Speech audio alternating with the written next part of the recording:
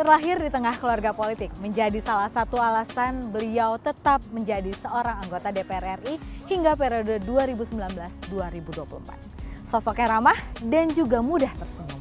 Itulah Ibu Hajah Elva Hartarti Murna, sosok perempuan parlemen yang akan kita kupas bagaimana kehidupannya selama menjadi anggota DPR RI dari periode 2004 hingga saat ini 3 periode di 2019-2024.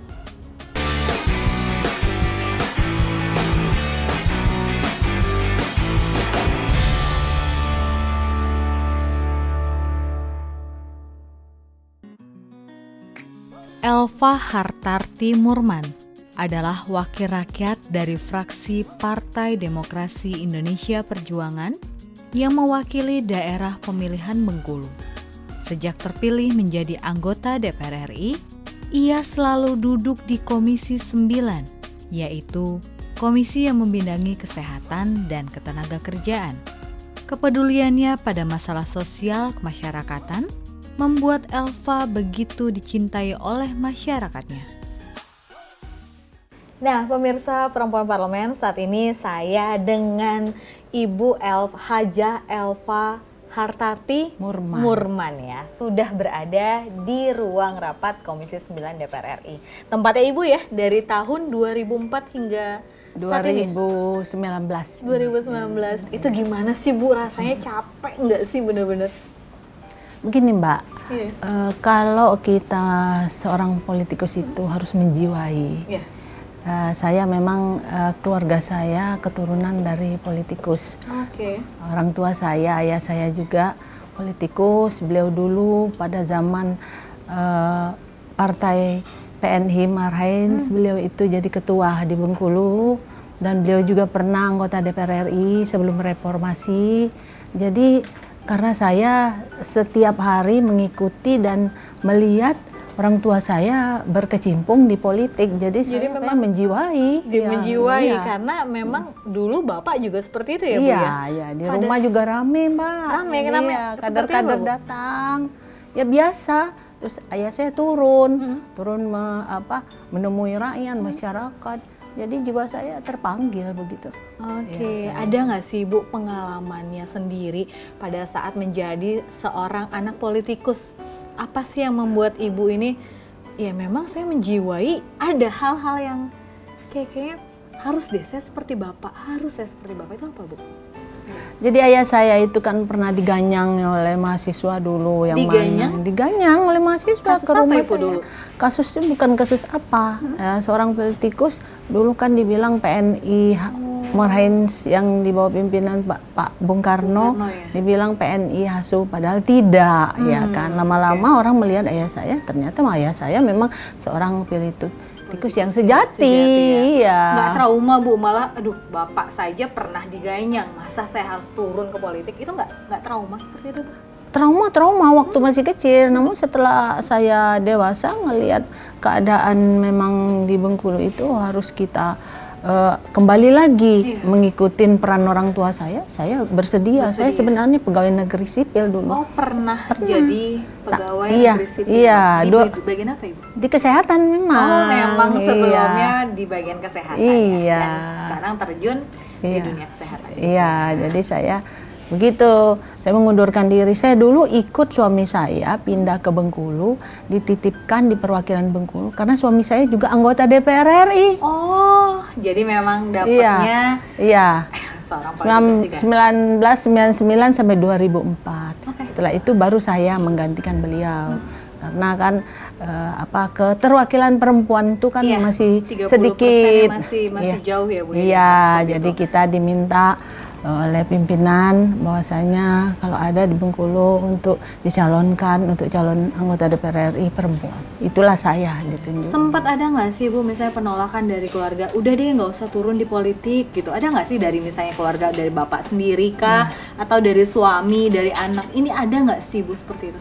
Justru saya ini disuruh? Didukung oleh suami, dukung, bapak saya mendukung, bapak saya yang bersedia menyatakan bahwa saya harus mengundurkan diri dari PNS dan tidak mendapatkan pensiun. Tantangan saya begitu, tapi nggak apa-apa. saya harus menang. Ternyata memang menang ya. Apa itu Bu yang membuat kira-kira ya Ibu kan sebelumnya nggak turun di politik ya sebelumnya itu. Nah Ibu jadi seorang perawat PNS, tiba-tiba Ibu mencalonkan diri menjadi anggota DPR RI, ya kan? Rahasianya, tipsnya apa sih Bu? Ibu tiba-tiba bisa maju ke DPR RI? Ya politiknya memang saya dari kecil kan mau ngelihat ayah saya. Ayah saya karena sudah memang ayah saya dianjurkan, diminta oleh pimpinan bahwasanya beliau yang maju sebagai calon anggota. Namun ayah saya bilang saya udah tua, saya pilih anak saya saja. Begitu, maka beliau juga ikut peran waktu memenangkan saya di daerah itu. Juga ya? Ikut. Jadi mencontohkan bagaimana menjadi seorang politikus, turun ke lapangan. Beliau yang mengajari saya. Jadi langsung dari gurunya Bapak ya? Baik Ibu, kalau misalnya tadi kita membicarakan tentang keterwakilan perempuan ya 30%, masih jauh. Makanya Ibu turun ke DPR RI, turun ke politik. Nah, kira-kira menurut Ibu apa sih yang membuat perempuan ini masih kurang Ibu keterwakilannya di parlemen ini sendiri? Kurang keterwakilan di parlemen itu ya salah satunya dukungan dari keluarga, yang mana ada yang mau bisa hobi berpolitik, memang dia suka berpolitik, namun belum tentu suaminya mengizinkan. Begitu, karena orang berpolitik itu nggak ada jamnya, 24 jam harus standby. Jadi nggak ada waktu untuk diri sendiri lagi. Iya, apalagi saya sebagai ketua partai di Provinsi Bengkulu 3 periode. Saya. Nah, saya juga harus standby. Yang kebetulan suami saya juga seorang politikus. Anak-anak saya juga menjiwai sebagai politikus. Oleh sebab itu saya enjoy aja. Karena mereka yang mendukung saya. Berarti kalau Ibu katakan tadi kurangnya dukungan dari keluarga, ini berarti seharusnya perempuan itu juga bisa meyakinkan keluarganya sendiri bahwa jika mereka menjadi seorang politikus, tetap seorang ibu juga gitu. Tipsnya apa Bu? Kayak saya. Gimana? Misalnya pas hari libur. Kita kan kalau politikus tidak ada pakai libur-libur. Nggak ada ya, karena 24 jam turun ke masyarakat hari libur. Kita ajak anak-anak kita, ajak suami saya. Inilah kerja saya. Jadi mereka lihat memang ibunya memang kerja. Memang kita santai sambil jalan-jalan gitu sama anak-anak. Begitu, Mbak. Memang jadi harus anak-anak juga dilibatkan. Iya, dilibatkan. Tadi Ibu bilang bahwa anak juga turun ke dunia politik. 3 orang putra putri. Yang putra. Putra keberapa Ibu? Putra kedua udah menjadi ketua partai juga di Kota Bengkulu. Di Kota Bengkulu? Iya. Itu memang karena Ibu juga ikut sertakan putra ya pada saat itu? Iya, dia menjiwain juga. Pertama sih belum, tapi ngeliat lama-lama dia lihat saya gimana, kayaknya enjoy aja, hobi saya memang turun ke lapangan, yang mereka suka ikut. Lama-lama tertarik juga anak saya. Lama-lama tertarik juga dan tiba-tiba saat ini sudah menjadi seorang politikus sejati juga ya? Iya. Baik, berarti semuanya keluarga Ibu ini semua berkecimpung di dunia politik. Nanti tipsnya kita akan berbagi lagi ya Bu ya. Pasti tetap di Perempuan Parlemen. Dan pemirsa Perempuan Parlemen, setelah ini kita akan mengupas kembali kehidupan dari sosok perempuan parlemen kita saat ini. Jangan kemana-mana, tetap di Perempuan Parlemen.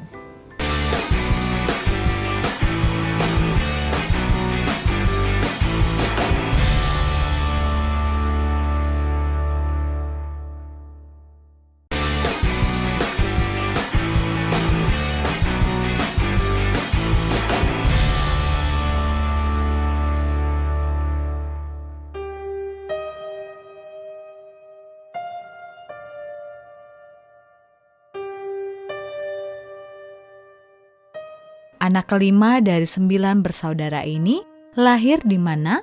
Bengkulu Selatan pada tanggal 15 Mei 1960. Bersama suaminya Dadang Miksal yang juga mantan anggota DPR RI periode 1999 hingga 2004, Elva dikaruniai 3 orang anak yang telah sukses di bidangnya masing-masing.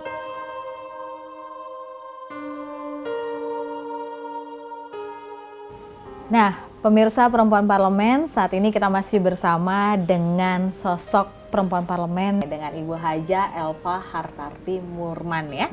Ini nama keluarga ya Ibu ya? Nama ayah saya. Nama ayah. Oke, Ibu, dari tadi kita sudah membicarakan tentang dukungan keluarga. Ya, saat ini coba saya akan menggali lagi sih kira-kira Ibu kan sudah 3 periode. Nah, selama 3 periode ini di komisi berapa aja, Bu?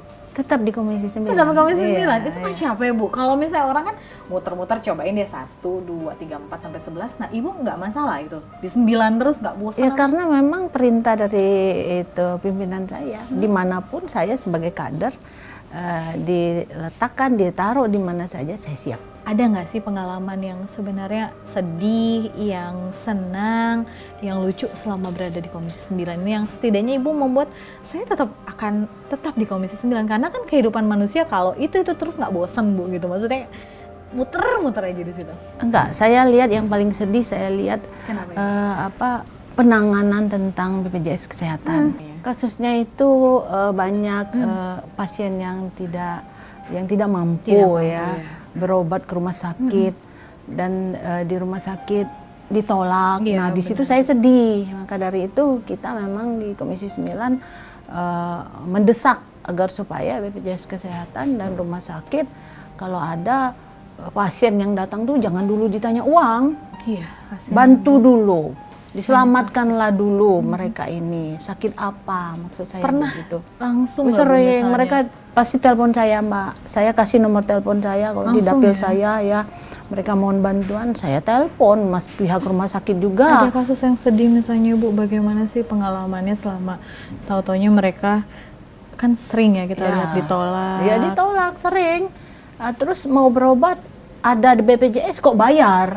Nah, saya tanyakan ke pihak BPJS, beliau ini kan punya kartu BPJS, kok bayar? Nah, nggak mau saya, mohon dibantu. Persoalan, misalnya sakit tidak tertangani, misalnya berobat harus bayar, sedangkan mereka itu orang miskin. Tindak lanjutnya sama Ibu seperti apa? Kalau misalnya tadi dikatakan, Bu, saya harus berobat tapi bayar. Nah, Ibu langsung ngapain tuh? Saya tanya dulu, punya kartu BPJS enggak? Punya, Bu. Kenapa?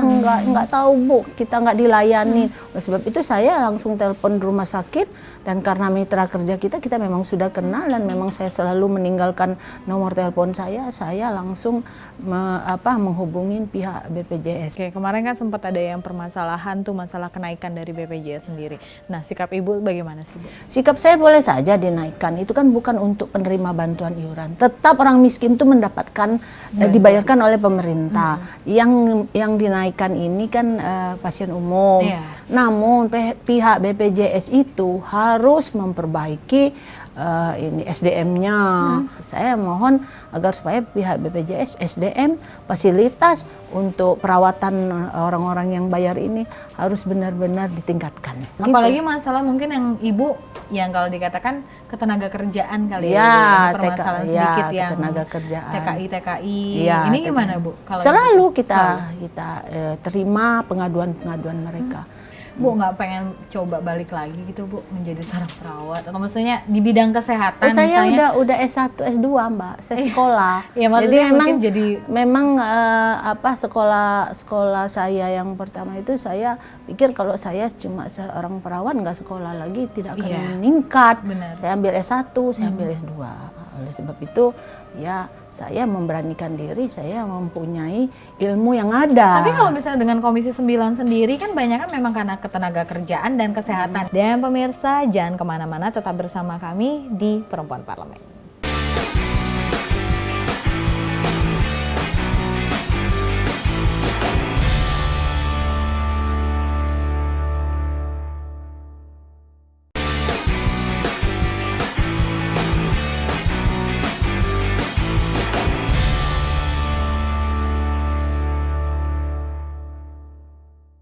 Nah, pemirsa Perempuan Parlemen masih di Perempuan Parlemen. Ibu, kayaknya kita bosan ya tadi di ruangan ini. Iya, sekali-sekali kita kan ngelihat sarana-sarana di komplek Senayan ini ya. Seperti di sini kan. Ini apa, Ibu? Ini untuk jalan apabila ada kaum disabilitas itu kalau mereka mau jalan kan kalau di situ ada tangga. Di sini kan gampang apabila mereka lagi di kereta. Di keretanya ya. Jadi memang ini salah satu fasilitas yang diberikan oleh DPR RI bagi para penyandang disabilitas. Ibu 15 tahun waktunya Ibu berikan, Ibu curahkan untuk konstituen, untuk masyarakat. Nah, untuk masyarakat di daerah pemilihannya, ini nanti apa yang akan Ibu lakukan Ibu untuk masyarakat? Saya kalau untuk masyarakat di daerah pemilihan saya memperjuangkan aspirasi yang diberikan, yang mereka datang kepada saya mohon bantuan apabila pembangunan di daerah Bengkulu yang agak tersendat, mereka mohon bantuan anggaran, saya akan memperjuangkan di DPR. Ya. Apapun bentuk aspirasi masyarakat Bengkulu harus saya perjuangkan apapun di DPR. Tetap Apapun. Ya, Tetap. Walaupun nggak di bidang kesehatan, nggak di bidang kerjaan, gitu. Karena kita adalah perwakilan dari Bengkulu, Provinsi Bengkulu. 24 jam handphonenya berarti aktif dong Ibu? Iya, emang aktif. Nggak ada yang setidaknya, aduh Ibu apa gitu yang mengganggu menurut Ibu nggak? Wah, memang kita kan sebagai wakil rakyat memang harus. Nggak hanya menyalah pada saat kampanye. Tidak, nggak ada yang kayak nggak boleh kayak gitu. Nggak ada. Makanya kami kan terpilih terus. Iya, benar. Kalau Jadi, memang kita nggak melayani masyarakat, nggak mungkin saya terpilih lagi. iya, benar. Kuncinya adalah benar-benar dengan hati. Dengan hati, tulus. Ya. Tulusnya itu jadi jangan tanpa misalnya iming-iming Iming-iming apa-apa. Memang harus kewajiban kita memperjuangkan daerah pemilihan kita. Oke. Ya. Lumayan ya Bu fasilitasnya. Iya, Jadi masyarakatnya nanti langsung sini ya. Kalau yang penyandang disabilitasnya menggunakan disabilitas di sini ya. Jadi mereka tidak naik tangga, Tidak naik susah tangga, bisa ya. Jatuh kan mereka. Iya benar khawatirnya Ya, gitu ya. Jadi khawatirnya ramah gitu, terhadap ramah para terhadap- penyandang disabilitas. Iya. Oke Ibu, tadi kita Iya. udah serius banget nih. Saya punya pertanyaan untuk Ibu. 5 pertanyaan aja Bu, nggak usah susah-susah ya. Oke. Sebentar, saya siapkan dulu. Oke. Definisi cantik menurut Ibu apa? Cantik inner beauty-nya harus. Inner beauty. Oke. Kalau misalnya lebih mending inner beauty atau penampilannya duluan? Inner beauty. Inner beauty. Oke. Kemudian wakil rakyat atau perawat? Wakil rakyat. Tetap ya, Iya wakil rakyat. dong. Kenapa nih Bu? Ya karena sekarang udah 3 periode, masa nggak diakuin? Iya benar. Ya. Oke. Kemudian momen terbaik waktu sekolah atau kuliah? Waktu sekolah. Pasti ya. Iya. Zaman masih kecil. Nggak SMA Bu? Iya, pokoknya enak lah. Ya. Kalau SMA kan dibilang ya setidaknya apapun di situ di SMA. Iya, Oke, sama masih kecil ya? teman-teman. Iya, masih kecil. Kemudian Jakarta atau Bengkulu? Bengkulu. Kenapa? Ya karena asal saya dari Bengkulu. Tinggalnya di Jakarta sekarang? Nggak apa-apa, tetap pulang ke Bengkulu, dapil saya. Oke, baik Ibu. Belanja di supermarket atau pasar tradisional? Pasar tradisional. Oke. Boleh dong Bu ikut ajak-ajak sekali-sekali. Oke, ayo. Kenapa pengennya di itu? Ya karena kita harus menyejahterakan itu pedagang kecil. Oh, oke. Jangan selalu supermarket. Oh, Budaya jadi kalau kita. belanja memang di pasar tradisional? Ibu? Iya, saya sering ke pasar, Mbak. Oke, lain kali saya ikut ya? Iya, oke. Oke, baik. Nah, terakhir nih Ibu. Terakhir kali ngasih kado ke siapa Bu? Ke cucu. Ke saya dong Bu nanti. Oke. Bener ya, saya tunggu ya. Hadiah tahun baru ya Bu? Iya, boleh. Oke, baik. Kalau dikasih kesempatan untuk satu orang, Ibu akan mengatakan terima kasih ke siapa Bu? Orang tua saya. Orang tua ya. Orang tua saya. Seperti apa Ibu? Bisa diungkapkan misalnya, terima kasih Bapak atau Ibu. Terima kasih ayahanda yang telah membuat saya bisa begini. Iya. Atas ajaran beliau lah saya bisa begini. Oke. Sehingga saya bisa 3 periode di DPR RI. Jadi Berkat memang beliau lah. Karena Ya, orang- ilmu dari beliau. karena dari ayah. Iya, ayah saya. Ya, orang tua saya. Jadi pesannya adalah apapun kalian itu Ya. memang adalah hasil dari Orang tua. orang tua, Iya, ajaran tua. orang tua. Ajaran orang tua. Baik, dan Ibu Tanpa ajaran orang tua saya tidak bisa begini. semuanya karena orang tua. Iya dong. Baik Ibu, jadi tadi kita sudah banyak nih cerita masalah orang tua Ibu yang seorang politikus ya. Iya. Makanya Ibu juga menjadi seorang politikus. Kemudian bagaimana dukungan suami yang Iya. juga orang Politikus juga. orang politik. Seorang politikus seorang juga. politikus juga. Kemudian Mantan anak. anggota DPR RI. Mantan anggota DPR RI juga ya. Kemudian bagaimana anak juga ya Bu, Iya. yang sekarang menjadi Ketua. politikus juga. Ketua DPC, DPC, Perjuangan PD Kota Perjuangan. Bengkulu. Oke Ibu, jadi apapun itu nanti kita akan tetap mendoakan agar Ibu tetap menjadi anggota DPR RI Iya. yang amanah. Tetap menjadi perempuan Iya. parlemen Iya. yang memang menjalankan tugas dan fungsi. Iya. Oke, kita doakan semoga Ibu Haja Elva Hartarti Murman menjadi perempuan parlemen Indonesia yang Sukses Ibu Amin ya rabbal Amin ya alamin. rabbal alamin. Maju terus perempuan Indonesia. Merdeka! Dah.